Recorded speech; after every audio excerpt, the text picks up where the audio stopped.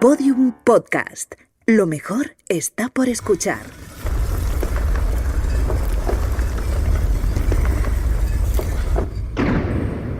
Dentro de la pirámide. Con Nacho Ares. Podium Podcast.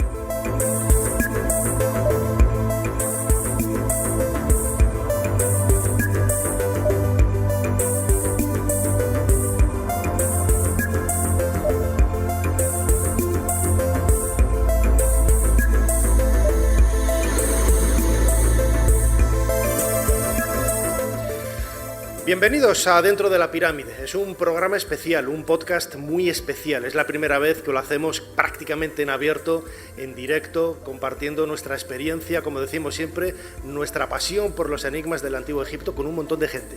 Quería dar las gracias a Estación Podcast y a este Festival Iberoamericano de Creación Sonora por haber contado con nosotros para poder participar, como decía ahora, compartiendo nuestro podcast dedicado al Antiguo Egipto con un montón de gente aquí en esta sala de la quinta planta del Círculo de Bellas Artes en pleno corazón de Madrid.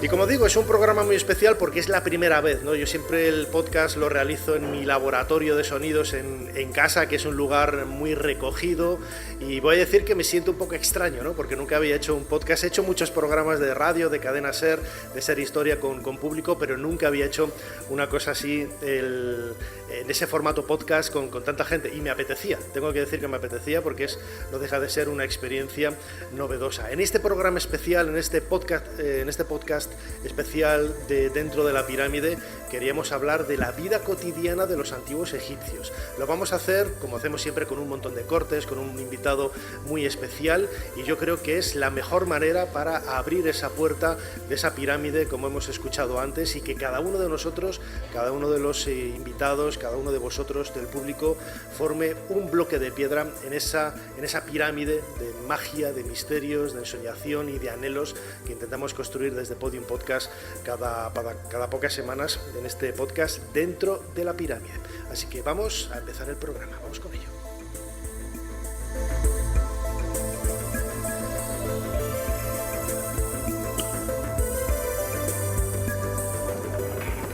Está lamentándose toda la noche. De ese modo no puede devolver la vida al faraón. ¿Por qué no te lo llevas a su casa? Está amaneciendo. ¿Qué le ocurre?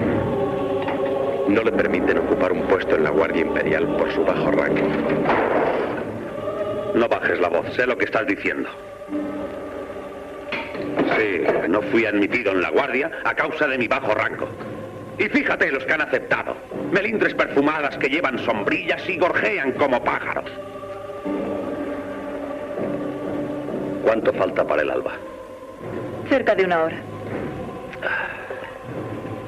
¿Has cazado leones? No. He visto un macho de melena negra. Estaba bebiendo agua de un charco. Pero si nunca ha cazado leones. Está bajo mi protección, te lo he dicho 1000 veces. No necesito protección. Yo mismo cortaré la melena de esa fiera. Supón que el león se enamora de tu piel, ¿qué será en tal caso de mí? Busca un amo a quien robar con más dinero que yo. Sinue, por favor, sé prudente. Para pagar todo. Sea como dices, mi señor. Adelante, vamos antes de que te convenza. Así fue como perdí el ojo cazando leones. Hijo de un quesero, qué vergüenza.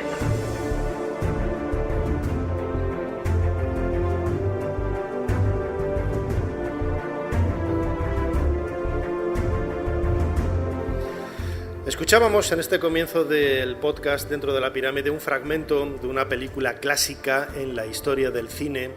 Es Sinué el egipcio, una película de los años 50 basada en la novela de Mika Waltari, ese escritor finlandés que marcó prácticamente un antes y un después, ¿no?, en la historia de la novela histórica, contando de una forma brillante, condicionado también, en muchas ocasiones se ha dicho, ¿no?, que si esa guerra entre los egipcios y los hititas tenía algún recuerdo, ¿no?, de lo que acababan de vivir en la Segunda Guerra Mundial en Europa. Yo creo que es una de las mejores novelas, como decía ahora, marcó marcó un antes y un después en la historia de la literatura, y esta literatura llevada al cine, ¿no? Con esos grandes escenarios, esa recreación realizada en el mundo de Hollywood, que realmente se separa mucho, ¿no?, de lo que es la realidad arqueológica de lo que fue Egipto, pero nos invita, que es lo que he dicho yo siempre, no hay película mala, no hay libro malo, de todo se puede aprender, porque siempre se generan esas inquietudes para que uno mismo vaya a buscar. Ahora hay herramientas muy valiosas a través de internet, de otros medios, o los simples libros, documentales de televisión, o incluso juegos de ordenador muy útiles.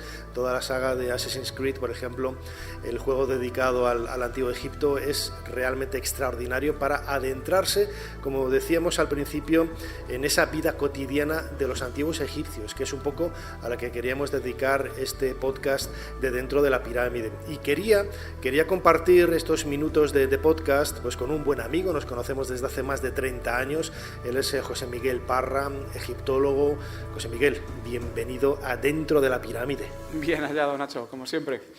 Bueno, fíjate que lo decía yo ahora, ¿no? Hemos crecido juntos, siempre nos ha unido esa fascinación por el mundo de los faraones, y en esta película, ¿no?, de Mika Baltari, me imagino que como yo la verías siendo un crío, estarás conmigo, ¿no?, una forma de acercarse a la realidad cotidiana de los antiguos egipcios, muy edulcorada, muy de Hollywood, pero bueno, que genera ese interés, ¿no? Genera esas ganas de ver, esas ganas de estar viendo Egipto, de saber cómo eran los egipcios, que al fin y al cabo es lo que nos importa. Los faraones venciendo a los hititas, o los hititas venciendo a los faraones, está muy bien, pero a la gente lo que le gusta es: ¿y estos señores qué hacían los fines de semana para divertirse? ¿Dónde iban a cortarse el pelo? ¿Les gustaba? ¿Tenían cerveza? ¿Se podía tomar una cañita uno después de trabajar? Ese es el tipo de cosas que de verdad son divertidas de investigar. Claro, una de las recreaciones que se hace precisamente en la película, en esta escena que escuchábamos ahora, ¿no?, donde los protagonistas estaban en una taberna.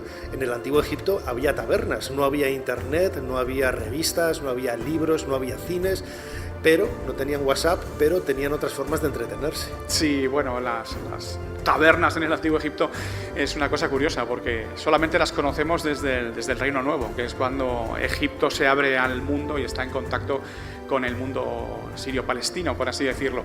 Y son lugares curiosos porque están relacionados sobre todo con la prostitución, curiosamente, ¿no?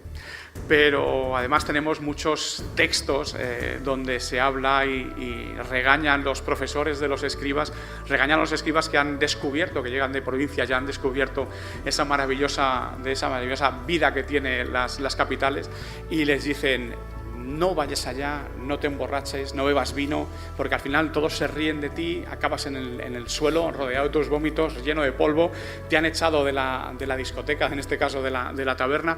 No hagas esas cosas, sé un buen escriba, estudia como Dios manda. Además, esa literatura, ¿no?, que nos acerca, lo comentabas ahora, nos acerca a conocer un poco el mundo de esa realidad, ¿no?, incitando a la gente que aprendiera a escribir, porque si tú eras escriba, si conseguías estudios, claro, lo decimos ahora, no es algo que nos han repetido los padres prácticamente desde niños, pero tener estudios permitía no solamente adquirir una educación, sino pues, alcanzar puestos de trabajo, incluso en la administración, incluso llegar hasta ser divinizado, ¿no?, como le sucedió a Imhotep, una persona que nació en una familia modesta y empezó desde abajo. Sí, esa es un poco la historia que se cuenta. Si tienes estudios, estamos hablando de que en el antiguo Egipto tener estudios es aproximadamente entre el 1 y el 10% en los momentos máximos de educación, sabían leer y escribir, y los que sabían leer y escribir no siempre sabían leer y escribir. Algunos escribas de baja categoría lo más que sabían hacer era los problemas que les habían enseñado. Es como mi profesor de matemáticas en el colegio nos daba los exámenes y decía: estos son los problemas que pueden entrar en el examen, y sabías hacerlos, tenías la mecánica y los resolvías sin ningún problema, pero no conocías por qué se hacía así ni nada más. Entonces hay algunos escribas que sabían calcular muy bien el número de granos, el número de raciones, y hay otros que iban avanzando y acababan llegando, pues eso, a poder leer los textos de la Casa de la Vida, que es como se llamaban las bibliotecas del antiguo Egipto, en los templos, y allí podían avanzar pues eso, en campos como la religión, la medicina y demás. Tú eres egiptólogo, has trabajado como miembro del equipo Yehuti el proyecto que dirige nuestro buen amigo José Manuel Galán en la tumba de Yehuti, en Luxor. Tienes un montón de publicaciones, todas ellas vinculadas, ¿no?, a la divulgación, que me parece uno de los trabajos más fascinantes, ¿no? Recomendamos desde aquí esa vida cotidiana de los antiguos egipcios, publicado con La Esfera, en donde vais a encontrar mucha información de la que estamos hablando en este podcast de Dentro de la Pirámide. Y precisamente muy cerquita de donde tú estabas en la tumba de Yehuti está la aldea de Deir el Medina, que es uno de los focos quizás de información más suculentos para todos aquellos que intentan estudiar, intentan conocer la vida cotidiana, ¿no?, de los egipcios. Sí, efectivamente, es un poblado muy, muy particular. Para el que no lo conozca, es un poblado amurallado, dentro del cual había como máximo 120 familias, estamos hablando de familias de unas 4 o 5 personas, y que allí vivían las personas que se encargaban de excavar y decorar las tumbas del Valle de los Reyes y el Valle de las Reinas.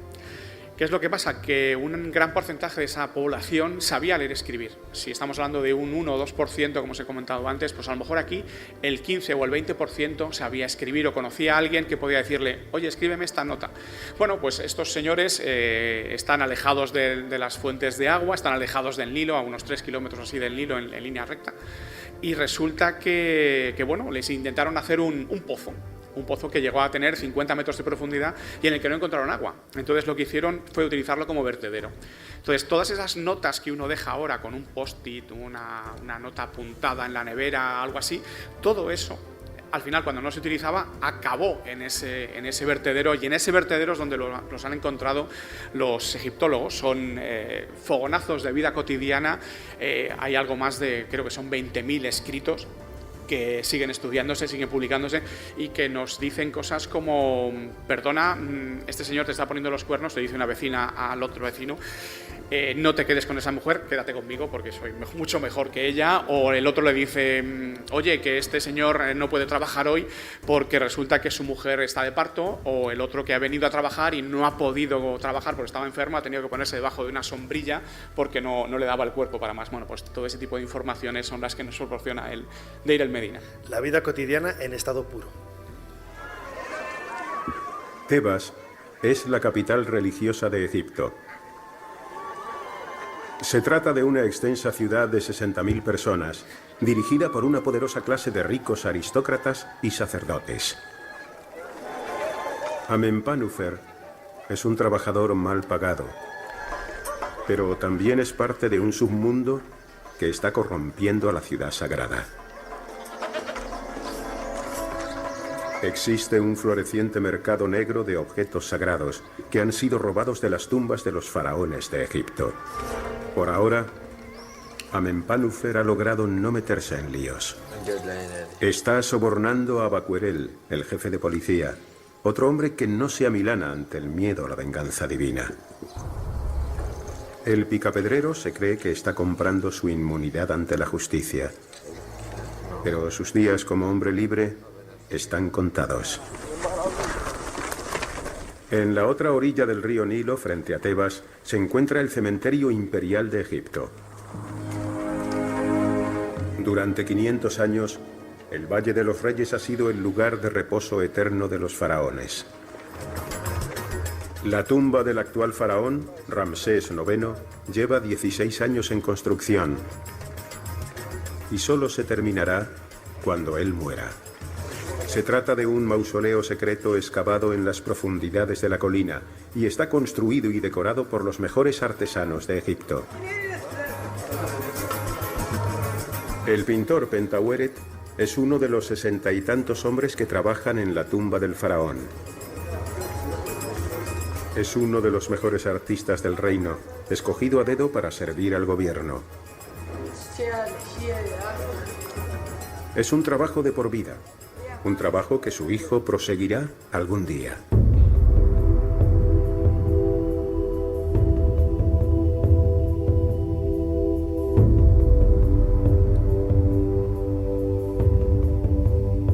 Dentro de la Pirámide, con Nacho Ares, en Podium Podcast. Seguimos en Podium Podcast en esta estación podcast, en este caso en este Festival Iberoamericano de Creación Sonora, con este podcast tan especial de Dentro de la Pirámide que estamos haciendo en abierto, ¿no? Hemos abierto las puertas de nuestra pirámide. Escuchábamos ahora un fragmento de un documental de televisión en la voz de mi queridísimo y buen amigo José María del Río, la voz mítica, ¿no?, de Carl Sagan en esa serie Cosmos, ¿no?, de los años 70 y 80, locutando, ¿no?, un documental titulado precisamente La vida cotidiana en el Antiguo Egipto. José Miguel Parra, egiptólogo. Escuchábamos la historia de esos trabajadores y también de esos saqueos, ¿no? Siempre hemos idealizado el momento en el que, como decía Heródoto, ¿no?, los antiguos egipcios son el pueblo más religioso del mundo antiguo. Sí, sin embargo, también tenían que comer y saqueaban y transgredían muchas de esas leyes, incluso pues sin tener temor, ¿no?, por lo que pudiera suceder por parte de los dioses. Sí, eso pasa desde siempre, desde que se hizo la primera tumba egipcia y le pusieron algunos objetos de valor dentro. Esas tumbas egipcias han sido robadas. Eso lo sabemos incluso desde de finales del siglo XIX, cuando Petrie empezó a descubrir esas tumbas y encontró tumbas intactas del año 5000, pero que cuando empezó a quitar la tierra descubrió que en realidad habían sido saqueadas como a las pocas semanas o a los pocos días de haber sido enterrado. Curiosamente, habían hecho el agujero por el montículo justo donde estaban las vasijas o las ofrendas de comida, y eso indica que alguien que había visto dónde se enterraba a ese señor sabía dónde localizarlo y lo había robado. Básicamente, los robos se producían en momentos de dificultad económica. Entonces, al finales del Reino Antiguo es donde más tenemos, sobre todo porque se conservan las actas de los juicios que cogieron a los ladrones y los metieron allí en la cárcel, y se sabe cosas curiosísimas. Esa señor que intenta sobornar, en realidad no, lo meten en la cárcel, soborna a su captor, lo deja salir y luego se va a ver a sus compañeros de robo y les dice: chavales, he tenido que dar mi parte para que me soltaran y no os he denunciado, o sea que ya estoy repartiendo otra vez, y se hace otro reparto. Es cosa curiosísima. Incluso se sabe... Eran exactamente iguales a nosotros. Siempre pensamos que eran una cultura, es cierto que es muy lejana en el tiempo, pero realmente actuaban, sentían, padecían, tenían los mismos anhelos y los mismos amores y quereres que nosotros. Exactamente igual, no había ningún problema con eso.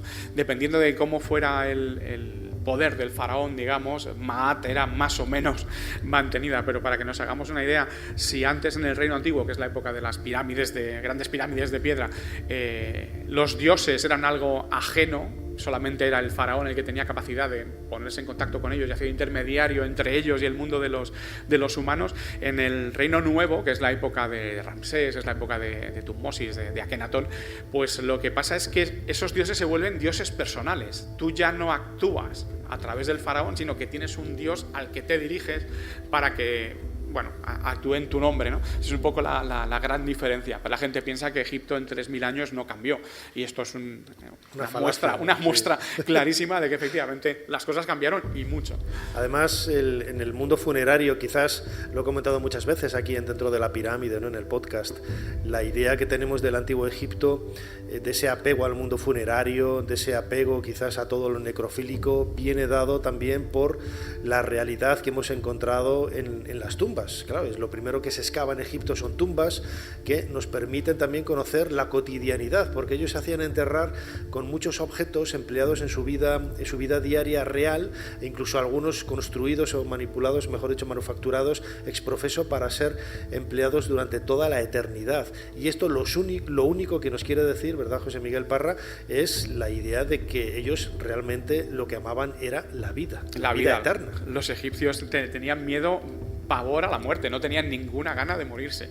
Lo que pasa es que sabían que si se cumplían los ritos funerarios adecuados, en el otro mundo podrían seguir viviendo una vida como la actual, tan actual que llegaron a fabricar esas maravillosas figuritas de las que tú sabes tanto, los Usheptis o los Shawaptis, depende de la época, como quieras leerlos, que son figuritas así momificadas, como Playmobil, de momia, sí, un poquito más grandes, depende, muy lujosos, pero a veces son simplemente un rollo de barro que le han puesto así un pequeño giro en la cabeza para imitar la cabeza, en los que esos señores están pensados para ser servidores o reemplazantes, respondedores, que es lo que significa su nombre, de esos señores difuntos en el más allá, porque en el más allá alguien con más poder que el difunto le va a llamar y le va a decir: oye, tienes que venir a trabajar.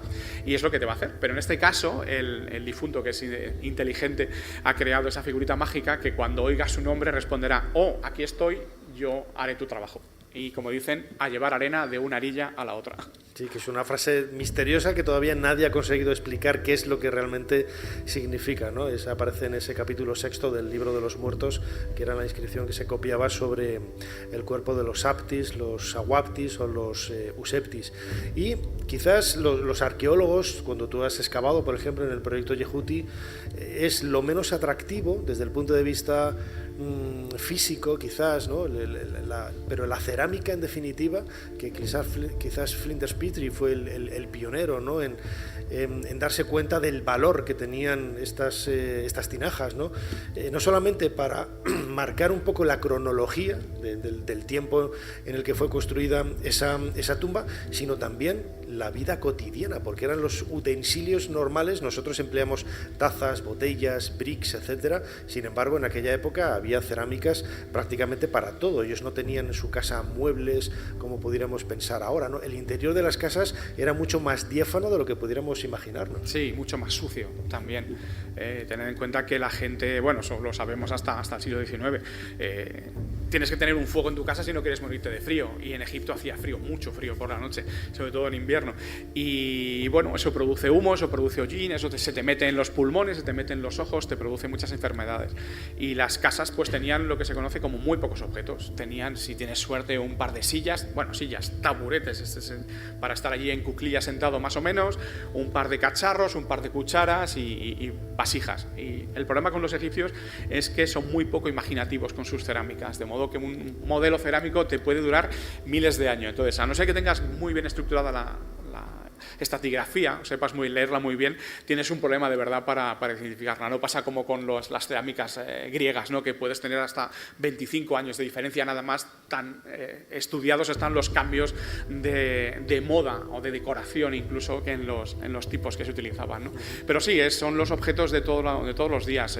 Cuando te metes en la tumba de Tutankamón y te encuentras un guante, y ese guante está desgastado por la zona en la que se enrollan las tirillas de cuero con las que sujetaba el carro, dices: coño, si es que lo lleva puesto. Cuando abres un cajón y te encuentras que está su ropa interior, y su ropa interior no es más que un pañal antigua, es decir, un trozo triangular de tela que atas con cierto estilo y cierto arte alrededor de tus partes nobles o vergonzosas, depende del tamaño, ya se sabe.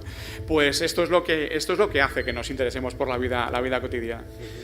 Además, las casas propiamente dichas, antes hablábamos de la aldea de Deir el Medina, las viviendas que han llegado hasta nosotros eran muy pequeñas, ¿no? Incluso recuerdan mucho también casas de Andalucía, por ejemplo, con ese enlucido de color blanco y calles muy estrechas para no dejar el paso del sol y que hubiera sombra y no tener tanto problema con el calor, sobre todo en la época estival, ¿no? Pero la estructura interna es apenas una especie de saloncito de entrada, un dormitorio, una habitación y una cocina, ¿no? Y gran parte de la vida se hacía incluso en la terraza, en la parte superior. Sí, precisamente por eso.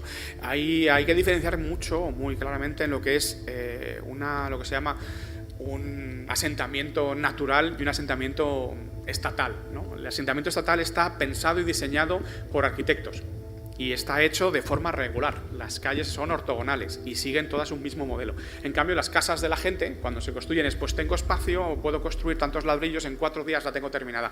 Y van creciendo de forma orgánica y tienen forma pues extraña, pero que además es la forma adecuada, porque lo que hace es que se crean muchas sombras y eso favorece que sea un lugar más habitable, ¿no? En cambio, las zonas de los poblados, como Deir el Medina, estaban bastante reguladas. Lo que pasa es que según se iban construyendo, los mismos trabajadores las iban modificando. Partiendo de un modelo único, al final todas las casas acaban siendo diferentes y personalizadas, ¿no? Pero eso hay que tenerlo bastante en cuenta, es un detalle curioso, ¿no? Las casas alrededor, tenemos el ejemplo de Ajenatón, o Ajetatón, mejor dicho, en la ciudad, que es, digamos que hay una zona central que es la casa de un noble y alrededor de él los señores que le han ayudado a construir esa casa y que son un poco sus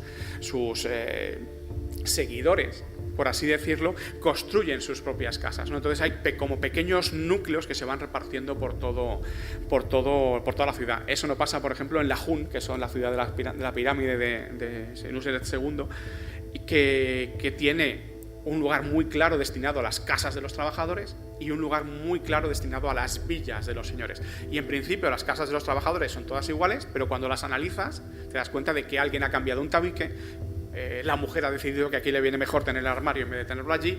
Eso todo va cambiando, ¿no? Son detalles de la vida cotidiana del Antiguo Egipto. Además estamos hablando de casas del pueblo llano. Mucha gente me escribe, ¿no?, a través de las redes sociales, a través de la página web o del canal de YouTube Dentro de la Pirámide, y nos pregunta por los grandes palacios, ¿no? Y claro, tenemos que decir que no han llegado prácticamente hasta nosotros. Está el Palacio de Amenofis III en Malcata, está el de Ramsés III en Medinet Habu, pero por una sencilla razón. Nos imaginamos, ¿no, José Miguel, que los edificios sagrados están construidos todos de piedra, porque eran edificios pensados para la eternidad, y pensamos que los palacios, o las casas convencionales, como hacemos nosotros en la actualidad, están levantados con piedra, y no es así. Utilizaban el adobe porque ellos pensaban ya, incluso los grandes palacios, que estos edificios eran prácticamente perecederos, ¿no? Y es la razón por la que hoy prácticamente no conservamos ningún palacio.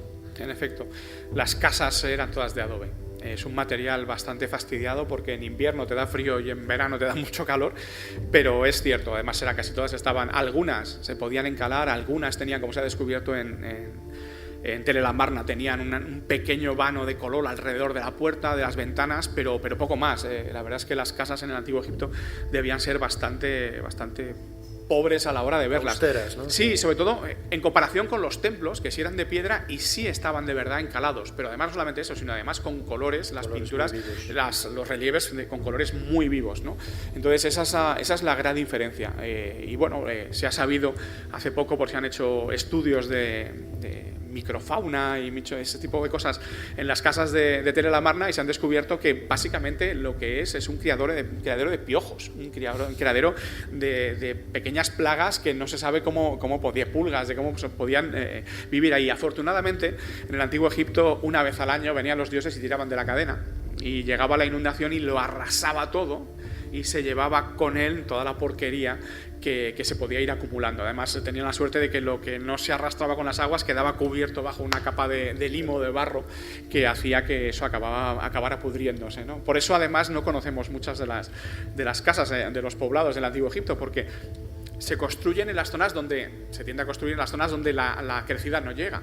Pero eso siempre, desde el año 3100, que es el principio de la primera dinastía aproximadamente, hasta ahora. De modo que las casas se van superponiendo una encima de otra. Entonces, si uno quiere buscar el nivel más básico, por ejemplo, del Neolítico, tendría que atravesar varias casas con señores dentro que de verdad no les gusta que les hagas agujeros en el salón. De modo que por eso siempre hay problemas a la hora de excavar, ¿no? Además, ahora escucharemos otro fragmento de la película de Sinué, el egipcio. Ahí, por ejemplo, en ese encuentro que tienen los protagonistas, ¿no? Sinué con Horemheb delante del faraón Akenatón, vemos un palacio enorme con un salón absolutamente diáfano, 8 veces esta sala donde estamos haciendo el podcast Dentro de la Pirámide, con columnas enormes, y sin embargo ves la sala del trono del templo del palacio de Amenofis III, de Ramsés III en Medinet Habu, lindando a su templo funerario, y es una habitación, no exagero, a lo mejor de 20 metros cuadrados, sí, con un par de columnas, sí. Y nada que ver con la idealización que tenemos, ¿no?, de esos lugares tan enormes, ¿no? Sí, en este caso es una cosa muy curiosa, porque el faraón en ese momento sí que era considerado más dios que antes, y lo que intentaban con esa sala diminuta era verlo como si fuera una estatua. Entonces, las estatuas egipcias, os las imagináis ahora mismo y la estáis viendo sobre todo como muy cúbicas, cada una pensada. Bueno, están hechas así por un motivo muy concreto. Es que a los egipcios no les gustaba verlas alrededor, les gustaba verlas de frente, de lado o, si puedes, de espaldas, pero nunca girando alrededor. Entonces, el faraón sentado en su trono, concretamente así, entraba por un lateral, un señor lo veía de lado. Oh, maravilla, he visto al faraón, giraba, mientras el giro estaba entorpecido por una columna, porque tenía columnas a los lados, giraba, lo veía de frente, hacía sus flexiones, se maravillaba de que el faraón se dignara a estar con él respirando el mismo aire, volvía a girar otra vez con la visión tapada por una columna, seguía viéndolo y luego retrocedía. Y eso parece, el faraón es básicamente una estatua de un dios en la tierra. Por eso es diferente a cómo nos lo imaginamos ahora, ¿no? ¿Qué estáis haciendo? Dejadle en paz, basta ya. ¡Fuera, fuera! ¿Te has hecho daño? No, ¿Dónde vives? ahí. Todd, Hijo mío, no me pasa nada. estás herido. No es nada, fue porque a unos tontos no les gustó mi cruz. Te llevaré a un médico. ¿Puedo ayudarte? Sí, puedes ayudarme. Escucha, hijo mío, este es Sinué, un famoso médico. Voy a buscar lino para los vendajes. Yo iré. Merit. Después de tantos años. Te tuve siempre presente en mis oraciones. Estoy muy agradecido a tu Dios, si es Él quien nos ha vuelto a reunir. ¿No quieres pasar? ¿Sabías que era la casa de mi padre? La vendía muy barata y necesitaba un sitio donde vivir. ¿Tú y tu esposo? No me he casado. Aquí están los vendajes, madre. ¿Madre? Sí, es hijo de una amiga que murió, pero él no lo sabe. Cree que soy su madre. Por favor, Sinué. Entendido. Es un secreto para el muchacho. Sabe guardarlo. Pasa, por favor. Aquí tienes vendajes e instrumentos si quieres utilizarlos. Cuando yo sea mayor también seré un buen médico.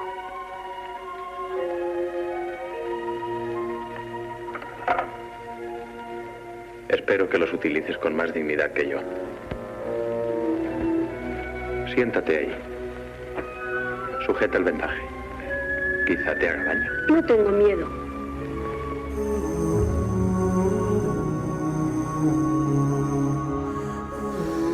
Escuchábamos un nuevo fragmento de la película Sinué el egipcio, en donde precisamente el protagonista ejerce de tal. La medicina era una de las disciplinas científicas más conocidas en Egipto, en el mundo antiguo, en Persia, en Grecia, en Roma. Los médicos egipcios se los rifaban porque tenían un conocimiento casi ancestral, ¿no?, del cuerpo humano, de las enfermedades, de los problemas que había en la anatomía. José Miguel Parra, tú escribiste precisamente un libro con la editorial Crítica dedicado al mundo de las momias. Ese estudio de las momias, esa momificación, permitió tener un conocimiento muy cercano del ser humano, del cuerpo. Sí, efectivamente. Y luego es curioso porque hay incluso elementos que desconocen. Los riñones, por ejemplo. No tenemos una palabra que sepamos que los utilizan para describirlo. Pero también tiene que ver con los límites de la momificación. La momificación, al fin y al cabo, es un señor tumbado, le haces una raja en el costado izquierdo y a oscuras, con un cuchillo de piedra en la mano, metes el brazo, empiezas a sajar y empiezas a tirar de todo lo que hay y lo sacas y lo guardas en otro.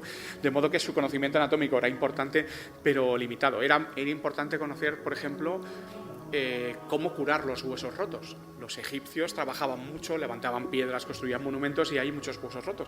Y uno de los grandes libros de medicina del Antiguo Egipto trata que ver precisamente con eso, con los traumas y cómo curarlos. De modo que sí, es un elemento muy importante en la civilización egipcia, tanto que, para hacernos una idea, el rey hitita le pidió a Ramsés, le escribe una carta que es curiosísima, nos da una idea bastante clara de cómo era este personaje.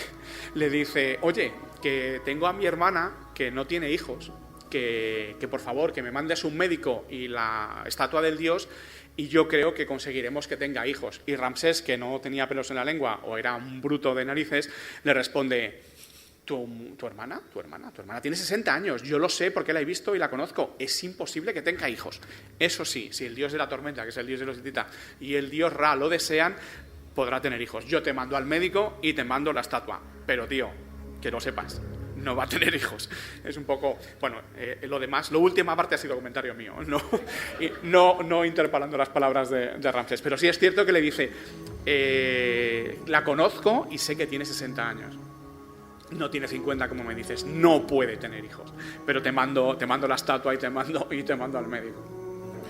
Es quizá uno de los conocimientos que ha trascendido más, ¿no?, con el paso del tiempo en los estudios de egiptología, ¿no? La medicina, buscar esos paralelos, intentando buscar en qué se habían equivocado, qué aprendieron, qué podemos aprender nosotros de ellos y sobre todo ver dónde habían acertado, que es en muchos de los aspectos quizá de su cultura, y que nos hacían ver que realmente era una cultura, una civilización muy sofisticada en comparación, ¿no?, con lo que había alrededor. La vida cotidiana del Antiguo Egipto es increíble, es una forma de viajar en el tiempo al pasado y darse cuenta de que eran muy parecidos a lo que nosotros seguimos haciendo, como decía antes, con esos mismos miedos, esos mismos anhelos, esos mismos temores. Absolutamente nada ha cambiado un poco en la naturaleza del ser humano y es lo que nos hace quizás tan increíbles.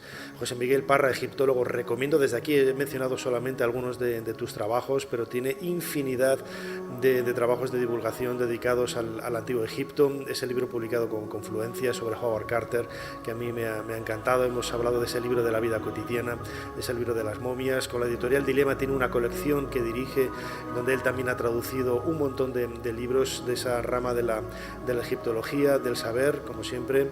Yo voy a decir muchísimas gracias por habernos ayudado a hacer un poquito más de historia, que es lo que digo en Ser Historia, pero estamos Dentro de la Pirámide, aquí en Podium Podcast, en esta estación podcast, en el Festival Iberoamericano de Creación Sonora. José Miguel Parra, muchísimas gracias por haber compartido con nosotros tu pasión por la historia. Un placer, como siempre, Nacho.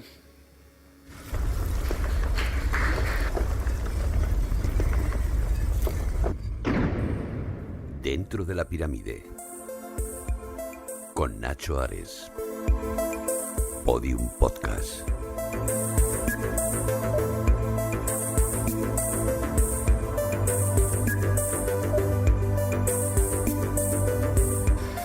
Llegamos al final de este podcast especial, lo decía ahora, ¿no? Gracias a la estación podcast, muchísimas gracias también a los dos compañeros que han estado controlando todos los mandos de esta máquina piramidal, ¿no?, que ha sido Pablo Mateos y Paul Chanchay, y que desde luego gracias a ellos pues hemos podido disfrutar un poco de la magia de los antiguos egipcios, también de la mano de José Miguel Parra y esa elocuencia para contar de una manera tan viva. Lo decía al principio, nos conocemos desde hace más de 30 años, cuando estábamos en la universidad y intercambiando correspondencia. En aquella época no había correos electrónicos, así que nos mandábamos cartas que yo conservo, y fotocopias yo conservo con muchísimo cariño, porque son parte de nuestra formación y de nuestra educación como egiptolocos, que es un poco lo que buscamos con este podcast cada pocas semanas.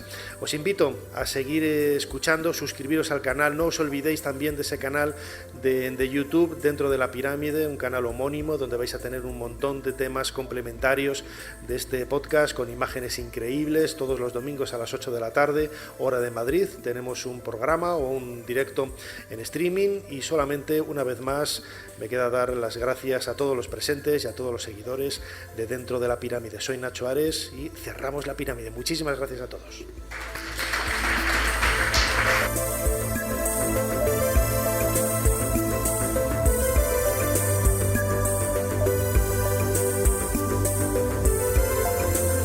Dentro de la Pirámide, con Nacho Ares, en Podium Podcast.